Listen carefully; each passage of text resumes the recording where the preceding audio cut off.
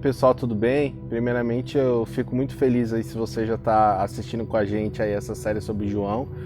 Eu vou falar um pouquinho sobre a série, interromper aqui os nossos capítulos no meio só para trazer uma mensagem rápida para vocês. Primeiro, realmente, muito obrigado se você está assistindo até agora. A gente tem feito aí um vídeo de cada capítulo, a gente está falando um pouquinho sobre as verdades de Cristo aí durante 8 minutos, 10 minutos. Se você está assistindo até agora, muito obrigado. Se você não é inscrito no canal, se inscreve aqui embaixo, envie esse vídeo aí para quem o Senhor colocar no seu coração, mas o foco realmente dessa série são pessoas que ainda não conhecem o Evangelho, são pessoas que ainda não conhecem esse Jesus.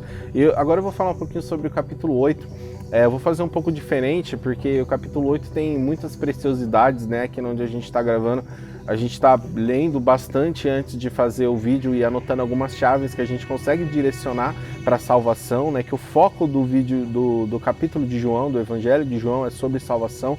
E a gente se deparou com o capítulo 8, e o capítulo 8 tem muitas chaves preciosas. Vamos falar um pouquinho a respeito dessas chaves.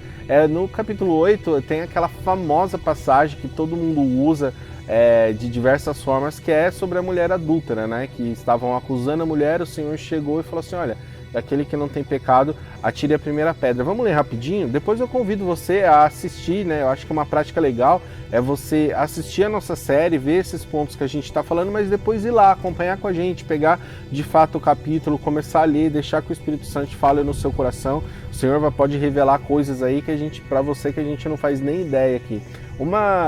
E vamos lá, no capítulo 8 do Evangelho de João, eu quero ler rapidinho o versículo 7, tá?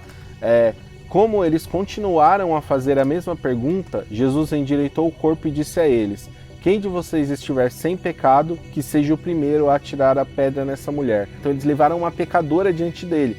E talvez o mundo fala muito sobre condenação de pecado, talvez a religiosidade olha para você que pecou, ou que, sei lá, ainda tem um pecado, ainda tem um vício, e coloca muito peso sobre você, falando como que talvez Jesus não te ame, talvez falando que Deus não te ama, falando como se Jesus não queira se relacionar com você por causa do seu pecado. E Jesus, ele deixa claro, eu não te condeno. Ele falou para ela, eu não te condeno, aquele que tem pecado que atire a primeira pedra. Então a gente aprende duas coisas. O primeiro, a gente aprende ao fato de não julgar, né? Jesus não fica feliz quando nós julgamos outras pessoas. Então ele chegou e falou assim, olha, você que estiver sem pecado, que atire primeiro a primeira pedra. Ou seja, ele estava direcionando a falha, o erro, às pessoas que estavam acusando, não a mulher. Porque a realidade dos nossos pecados é que todos nós pecamos. A única diferença é que às vezes o pecado de uma pessoa é exposto e o pecado da outra pessoa não é exposto. O fato de uma pessoa ter tido o seu pecado exposto não quer dizer que a outra pessoa não peca. E isso é muito importante porque a gente vê o amor de Jesus pelos seus filhos. Então ele chegou naquele momento, ou seja, levaram alguém com um problema, alguém com um pecado diante dele como foco do problema. Tipo, olha, se Jesus falar, igual na lei mosaica, que a gente pode apedrejar essa mulher, então a gente vai apedrejar. Mas ele tirou o foco daquele momento da mulher que estava em sofrimento, ou seja, naquele momento ele guardou ela, ele cuidou dela, ele tirou o foco, a atenção, o problema dela para trazer o foco, a atenção em quem estava julgando. E aí o pessoal, obviamente, desencorajado, né, com essa afronta de Jesus diante deles, todo mundo foi embora e só ficou Jesus e a mulher. E aí eu quero ler aqui no versículo 10, né, então ficou somente Jesus e a mulher. Então Jesus endireitou o corpo novamente e disse, mulher, onde estão eles? Não ficou ninguém para condenar você? Ninguém, Senhor, ela respondeu, pois eu também não condeno, vá e não peques mais. Ou seja, no momento que ela era o foco, no momento que ela era o foco da condenação, o Senhor a preservou. O Senhor cuidou dela e colocou a carga ali sobre as pessoas que estavam julgando ela. Mas no momento que ele estava sozinho com ela, ele simplesmente olhou para ela e falou assim, olha, vá e não peques mais. Isso traz algumas coisas que a gente precisa aprender. A primeira é que Jesus, ele não te condena pelos seus pecados cometidos. Aliás, foi por isso que ele morreu por você, né? Porque ele é o Cordeiro Santo que tira o pecado do mundo. Então, ele não te condena, mas isso não quer dizer que ele é condizente, conivente com que você continue pecando. Ou seja, o desejo de Jesus é sim que você se liberte do seu pecado, que você se liberte das suas falhas. Porém, o seu pecado e a sua falha não pode ser um empecilho para você ter um relacionamento com ele. Eu conheço muita gente, inúmeras pessoas, que sempre falam, em pessoas até que já são crentes, que já são cristãs, sabe, que acreditam sim, que já tem uma fé em Jesus Cristo, sempre falam, olha, eu pequei muito, o Senhor não vai me perdoar, o Senhor não me ama. Isso é praticamente não, é uma heresia, porque o Senhor ele veio na terra para perdoar os seus pecados, então não acreditem nessas mentiras. Se essa mentira está dentro do seu coração, se liberte disso.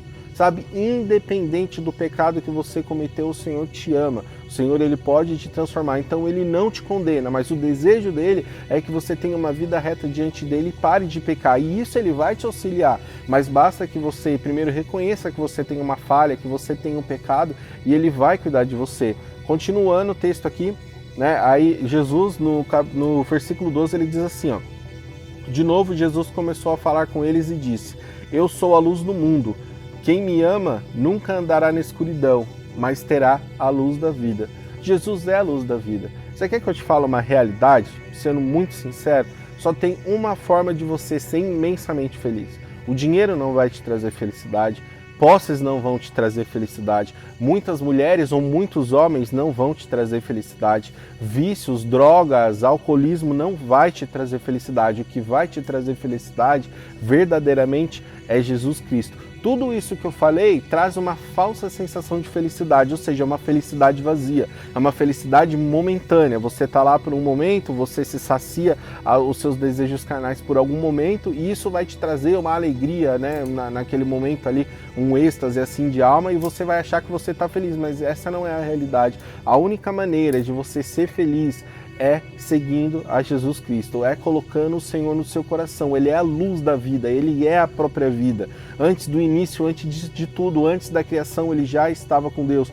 Tudo foi feito por intermédio dEle, tudo foi feito por Ele e para Ele. Então, você só consegue ser verdadeiramente feliz se você entregar a sua vida para Jesus. Às vezes, você pode achar que você tem uma vida super confortável, você é muito bem financeiramente, mas você é triste por algum motivo. E eu não quero aqui ficar entrando nesse motivo que talvez você é triste ou deixa de ser triste. Talvez você é até feliz, só que você busca um sentido da vida. Você já percebeu que a humanidade está sempre buscando um sentido para a vida? A ciência busca, sei lá, fora o conhecimento da criação de Deus para tentar achar um outro planeta que tenha uma vida inteligente. Para quê?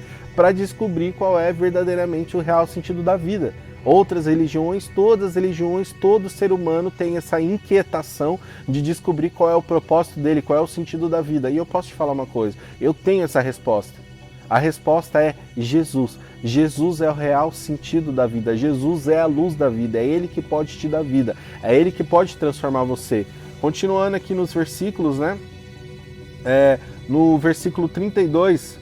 o Senhor ele fala algo que é chave, que talvez se você tiver que pegar alguma coisa desse capítulo, que você pegue e coloque isso no seu coração. E diz assim: e conhecerão a verdade e a verdade os libertará. Jesus está falando dele. Jesus está falando dele, conhecerão a verdade e a verdade os libertará. A realidade é que o pecado ele te escraviza. Você não percebe, mas é muito mais fácil você largar Jesus do que você largar um pecado. Por quê? Porque Jesus em momento nenhum ele vai te escravizar. Você pode servi-lo, mas você pode simplesmente decidir não servi-lo. Agora o pecado vai te escravizar. Por isso que o pecado, o vício, né, essa sua, talvez a sua força de toda vez ficar realizando seus desejos carnais vai fazer de você um escravo. Mas o Senhor veio para te libertar. E quando ele está falando eu sou a verdade e essa verdade vai te libertar, ele está falando da Bíblia. A realidade é que hoje eu sei que existe um Deus através da palavra do Senhor, ou seja, através de vários processos de homens, de inspiração do Espírito Santo, de proteção da palavra, eu pude ter uma Bíblia na minha mão. Meus pais, meus avós puderam ter uma Bíblia na mão. Então se hoje eu tenho um conhecimento acerca das coisas do céu, eu devo à palavra. Então o Senhor também estava falando da palavra. E isso eu trago um convite para você conhecer a palavra.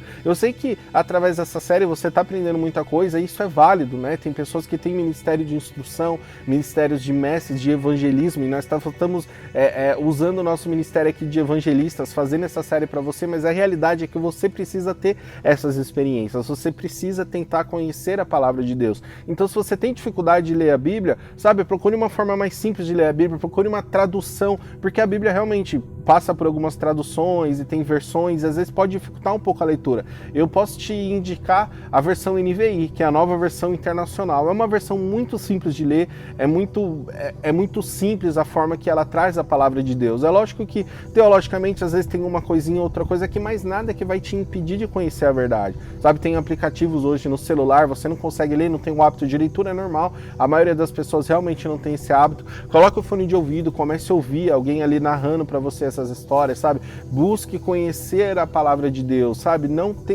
É muito bom sim você ter intermédio de outras pessoas para conhecer a palavra de Deus, porque o Senhor capacita as pessoas para te ajudar, mas busque você ter o seu relacionamento com a palavra de Deus, porque quanto mais você conhecer a palavra de Deus, mais você vai conhecer de Jesus, porque a palavra toda, de Gênesis a Apocalipse, está falando de Jesus. Você vai conhecer Jesus, você vai ter um relacionamento com Ele, a sua vida vai melhorar e você vai deixar de ser escravo de você mesmo, dos seus próprios desejos, e você, com o Espírito Santo, assim como o Alan falou no capítulo anterior, quando fluir esse rio de água viva dentro de você, o Espírito Santo habitar dentro de você, ele vai transformar a sua vida. Então, as chaves desse capítulo são essas, sabe? Conhecereis a verdade e a verdade vos libertará. Mas também entenda que o Senhor, ele não te condena pelo aquilo que você fez, mas ele também não quer que você continue tendo uma vida de pecado, porque certamente se você continuar nessa vida de pecado, você não vai herdar a vida eterna, você não vai herdar a verdadeira vida, que é Jesus Cristo.